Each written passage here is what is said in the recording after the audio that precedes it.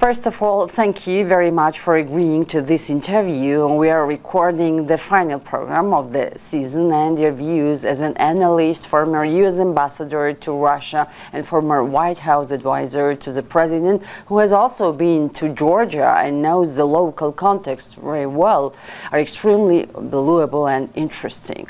Let's begin with Ukraine, because the war against Ukraine is a central issue in global geopolitics, and President Zelensky has effectively become a world leader. He managed to bring about a dramatic shift in Donald Trump's position after a year. You recently wrote on X that warming of relations between Trump and Zelensky must now be reflected in concrete political actions, more weapons for Ukraine and more sanctions against Russia. Words alone have no price. Words are cheap. How solid and sustainable do you expect America's support for Ukraine to be under President Trump? Well, I'm glad that President Trump and President Zelensky have established a cordial relationship. That was not the case in the beginning of the Trump administration. As you remember, they had a very difficult and I would say bad meeting the first time President Zelensky met with President Trump in the Oval Office. That did not serve America's national interest, in my view. I think it was highly disrespectful of President Trump and Vice President Vance. So it's good to see that they can talk politely, as they just did earlier this week. At the same time, just nice talking doesn't lead to changes in policy. And I hope that President Trump will reconsider his decision to cut to near zero U.S. assistance to Ukraine that he did last year, and will revisit that decision because now the United States is not providing aid to Ukraine. Our European allies are. President Trump talks a lot about burden sharing. Well, we should share the burden of helping Ukraine push back on Russia's invading forces. So I hope he'll reconsider that. And number two, I hope that he will impose greater sanctions on Russian companies, on Russian industries, including secondary sanctions on countries that import Russian energy exports. There's a bill pending in the United States Congress, named in honor of Lindsey Graham, that would give him that authority. But the bill does not compel him to enforce those sanctions. The bill gives him the authority to do that, and we'll have to wait and see whether Trump will actually do that. Yes, we will see that. In your opinion, what caused Trump's change of position? The spirit of anchorage has disappeared. Even Lavrov complained about it. Was it, among other things, the support for the Lindsey Graham sanctions bill that you mentioned, or Ukraine's technological success? It is clear that Trump likes strengths and winners, but in your opinion, what played the decisive role? That's a great question that I don't have an easy answer to. I do think there was, based on reporting, I obviously haven't talked to President Trump personally about it, but based on the reporting that you've seen both in the American press and the Russian press, it appears to me that there was an agreement at the meeting in Alaska between Mr. Trump and Mr. Putin that the United States would pressure Zelensky to give Putin Donbass, the area called Donbass. And I think that's why there wasn't a press conference, by the way, because they didn't want to have to talk about this. I think the president may have agreed to it, and then his advisors said this is a bad idea. But Zelensky didn't agree to that. He pushed back on that. And after months of trying to pressure him to do that, I think Trump and his team have finally given up on that. They thought that they now understand that is an unrealistic demand to make of President Zelensky and the Ukrainian people. And then number two, as you just hinted, you have seen a momentum shift in the battlefield. It's shifting towards Ukraine. They are holding the line when it comes to the fighting inside their country. There's been very incremental gains by the Russian soldiers. And at the same time, they are now taking the fight to Russia with these deep strikes strikes inside Russia. And you're right. I think Trump looks at that and says, well, maybe Putin isn't so strong. Maybe Zelensky has more cards, has more, he uses this metaphor about cards to play. And I think that may have had something to do with it. But the third part, I think, is that Putin has been embarrassing President Trump.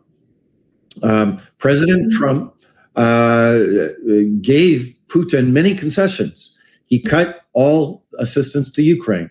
He denied Ukraine any prospect of joining NATO while he's president. And he gave those things to Putin and didn't get anything in return.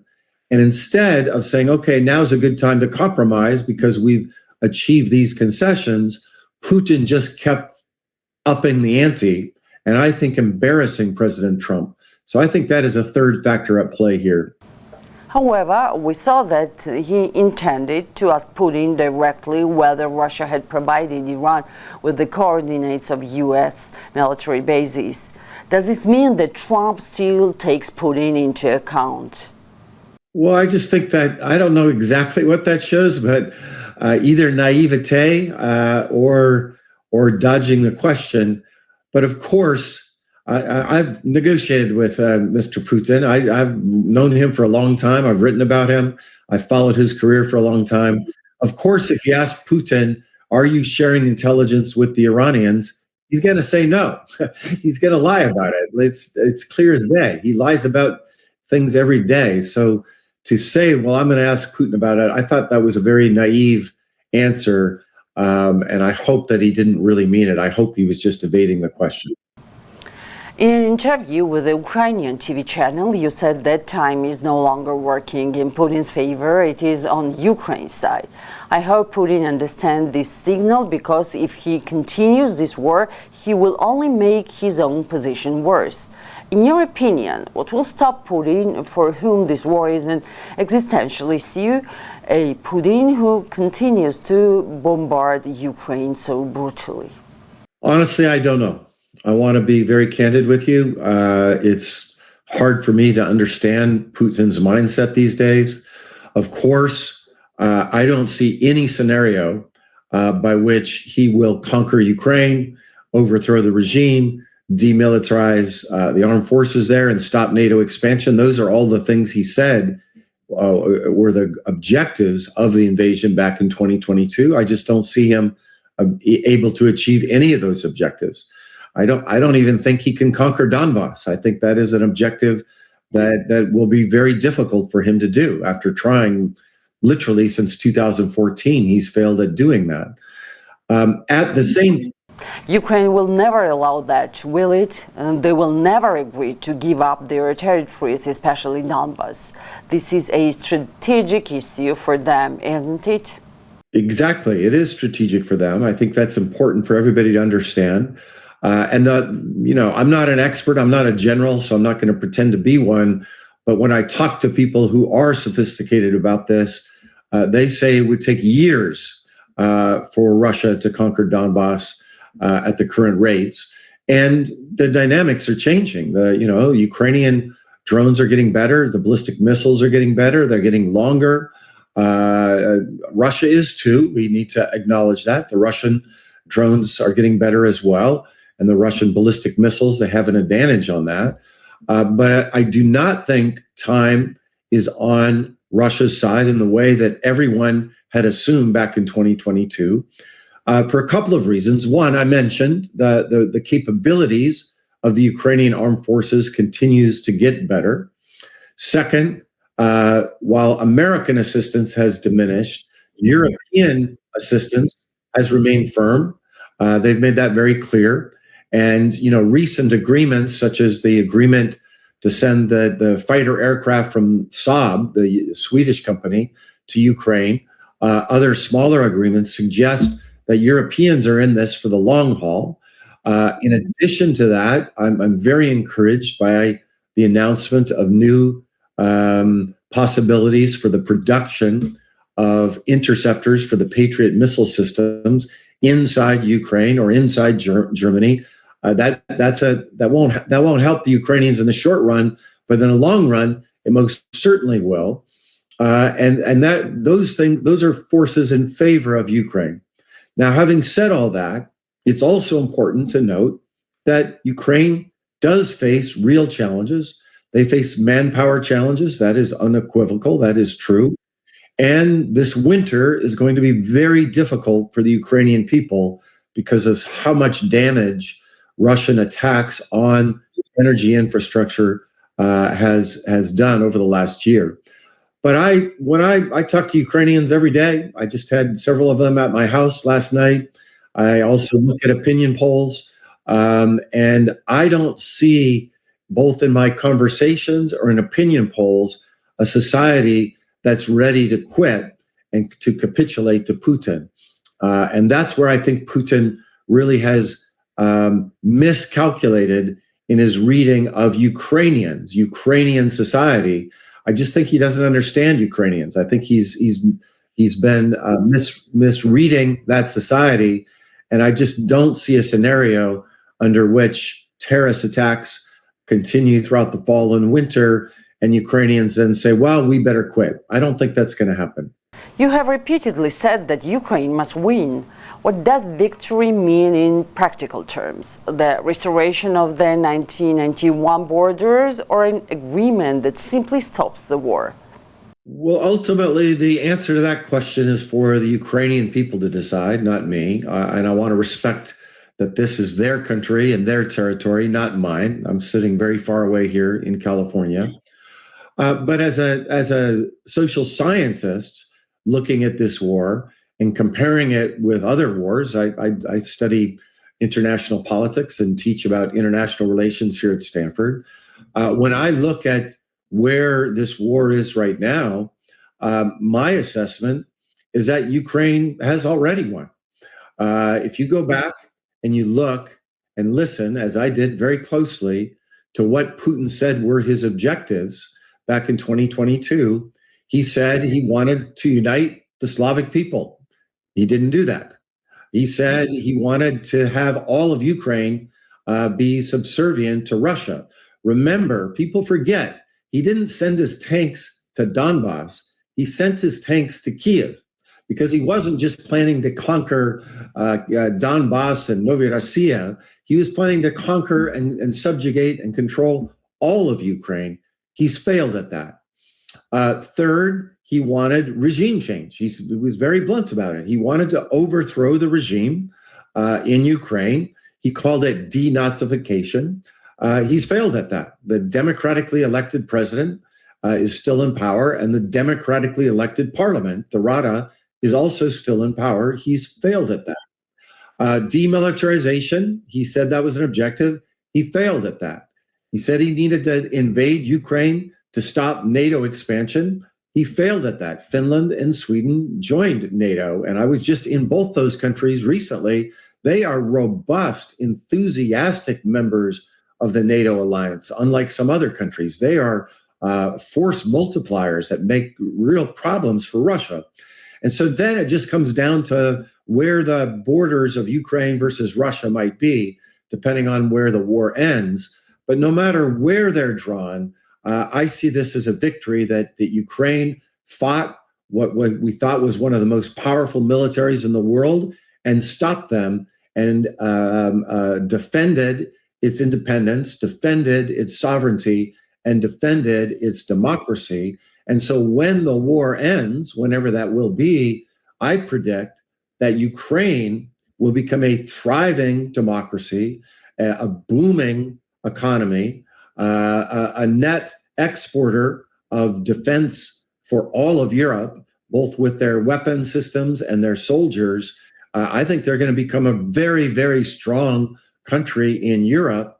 Whereas Russia, I think this was a fantastically terrible mistake by Vladimir Putin. He's slaughtered many, many people of his, that they need. Russia has a lot of territory. Russia doesn't have a lot of people. They don't need more territory. They need more people. And Putin's just killed hundreds of thousands of them in this war. Second, he's isolated the economy, and it's going to take forever to repair. Third, he's made that country much more authoritarian, I would say totalitarian. And so Russia will emerge from this war weaker. And I think that will be for years to come, whereas Ukraine will emerge from the war much stronger. We're all waiting for that. The situation has truly changed dramatically. Who would have imagined that Tokayev would lecture Putin? How do you explain the bold appeal by President of Kazakhstan? He urged Putin to stop the war and said that he doesn't understand the purpose of this war at all. There was also an appeal from artists. What do you think this signifies? Is Tokayev expressing his own views, or is he acting at China's direction?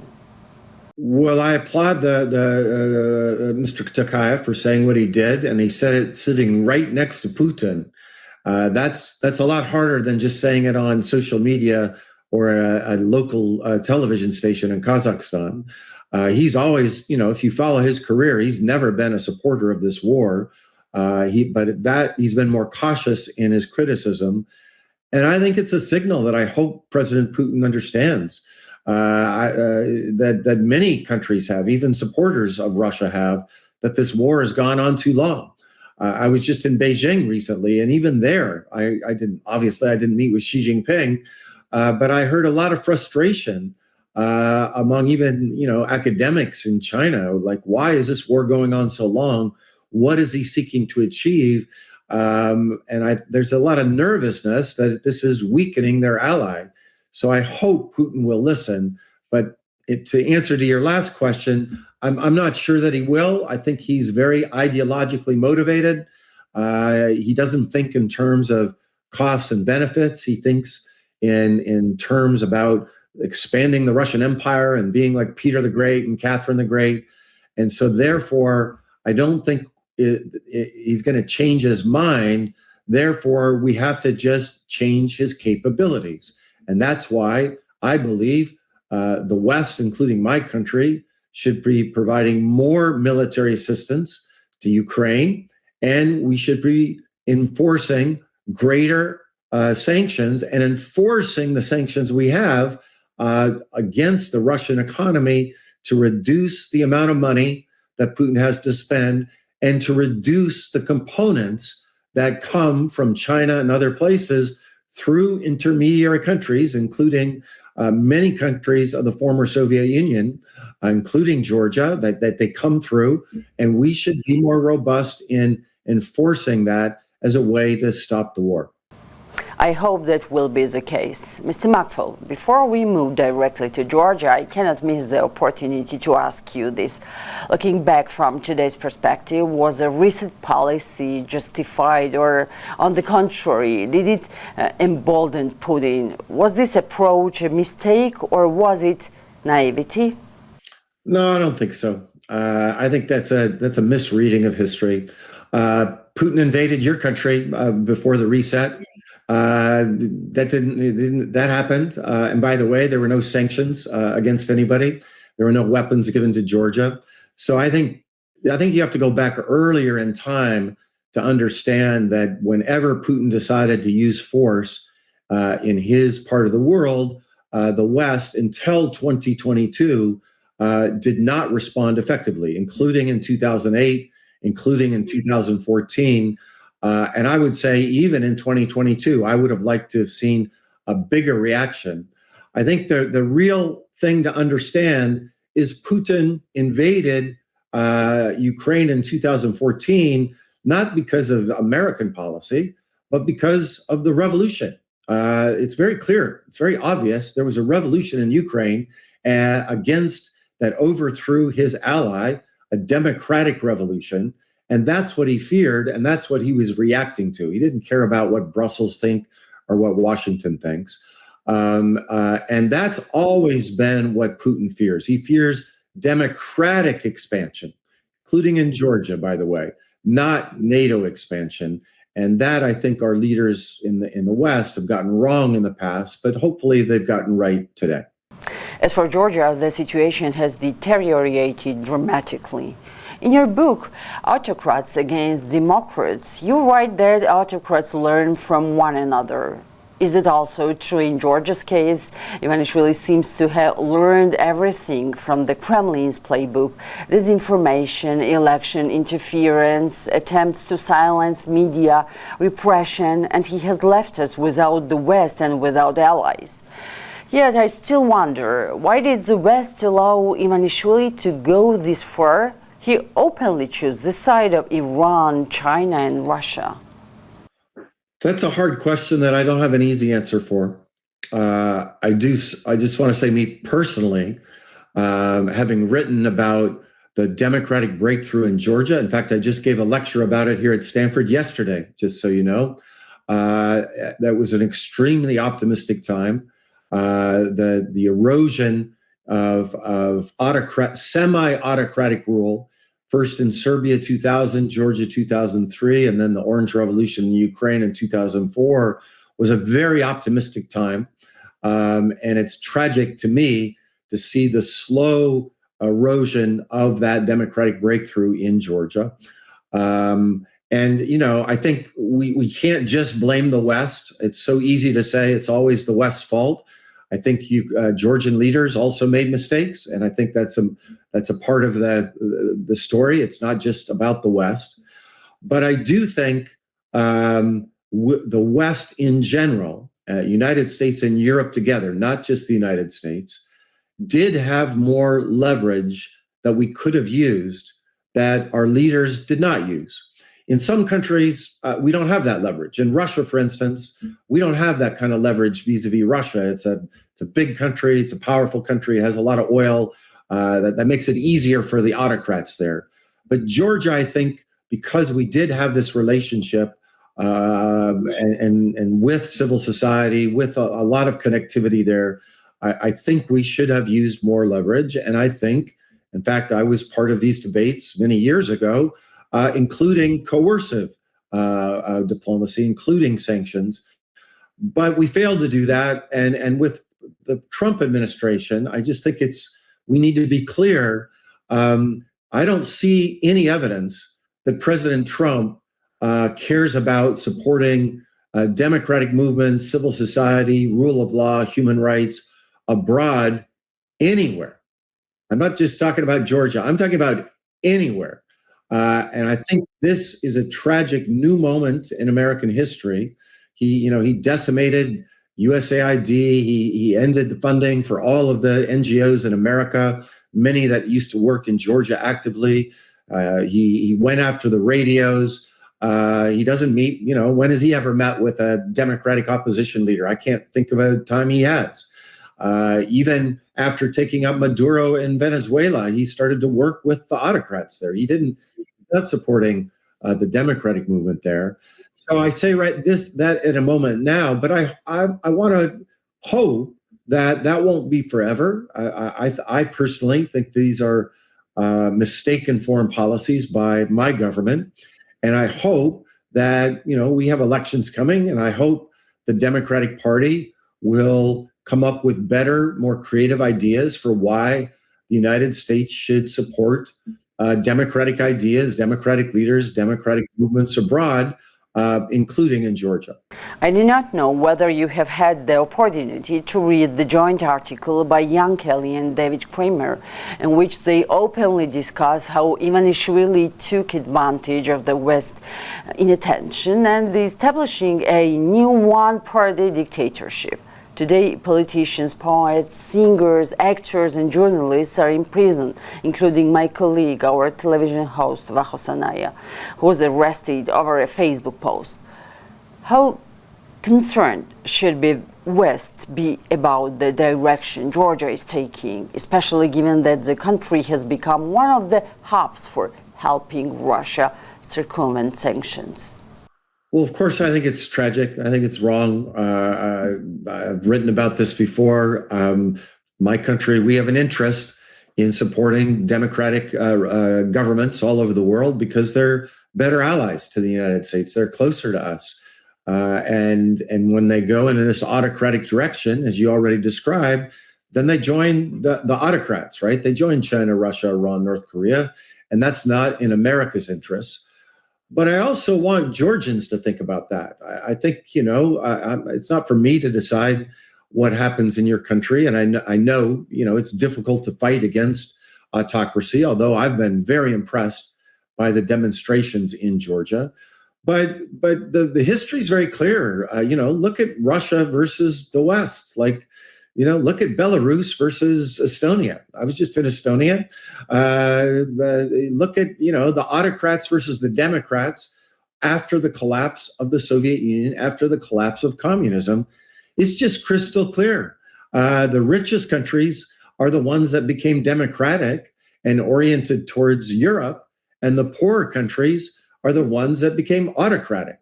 And they allowed corrupt leaders. So, you know, to me, it's very clear what path is better for the citizens of these countries, including Georgia, not just what's good for my country. Thank you very much for this interview and for such an interesting conversation. Okay. Thank you. Thanks for having me.